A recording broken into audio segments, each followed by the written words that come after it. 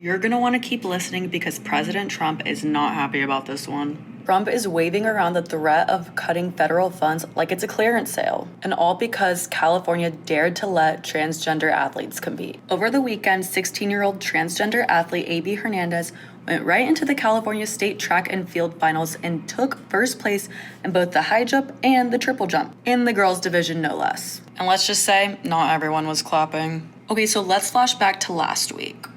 So last week, Trump caught wind that Hernandez would be competing against biological females, and he immediately went all out on his social media in classic Trump fashion. First, he threatened to yank California's federal funding if Governor Gavin, quote, Newsom, Trump's words, not ours, didn't stop what he called, quote, illegally allowing men to play in women's sports, unquote.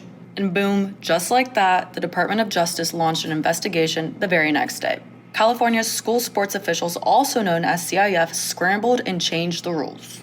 And so now, if a transgender athlete wins first and a biological girl comes in second, well, congratulations, you're both winners. Yup, shared gold medals all around. And well, that's exactly what occurred this past weekend. Okay, so now let's fast forward to early Tuesday morning. So Trump wrote on Truth Social saying, quote, a biological male competed in California girls' state finals, winning big, despite the fact that they were warned by me not to do so. And just as Cali should have expected, he threw in some threats of large-scale fines. Okay, but let's go back and pull up some receipts of just how the California governor initially addressed this. You know we got those receipts. Okay, so back in March, Newsom actually told conservative political activist Charlie Kirk that he agreed that boys have an advantage in girls' sports.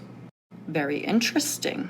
He said, quote, I completely agree with you on that. But at that point, Trump had already warned him, follow my executive order banning men and women's sports or kiss that sweet federal funding cash goodbye. Judging by Newsom's vibe now, I mean, he's not really shaking in his boots. But now the DOJ has dropped an ultimatum. In a letter obtained by Fox News Digital, school districts in California have until June 9th to put it in writing that they won't go along with the CIF's gender-inclusive sports policy, or they'll risk some legal smackdowns. Well, TikTok, California. But now what's CIF's policy, you may ask? Well, it's quite simple. Play on the team that matches your gender identity. That's right, the gender you live as, not the one someone else picks for you. But the DOJ, well, they're calling it sex discrimination and claiming 14th Amendment. And their argument? Letting transgender girls compete in female sports is a big fat no under equal protection laws, according to the DOJ. So yeah, this drama's far from over, but don't worry, we'll keep you in the loop.